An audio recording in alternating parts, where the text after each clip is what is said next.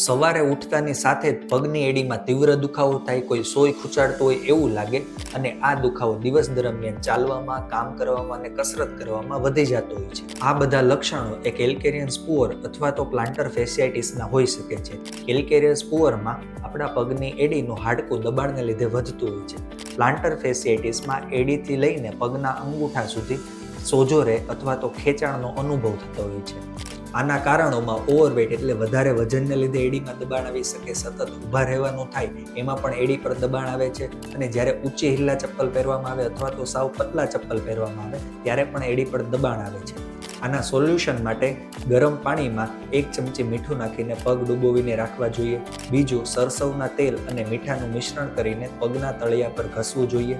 ત્રીજું, ફૂટ rolling exercise એટલે કે ટેનિસના બોલને પગની એડી નીચે રાખીને કસરત કરવામાં આવે. અને આ ઉપરાંત એવી અમુક હોમિયોપેથિક દવા છે જે આમાં અક્ષર સાબિત થાય છે.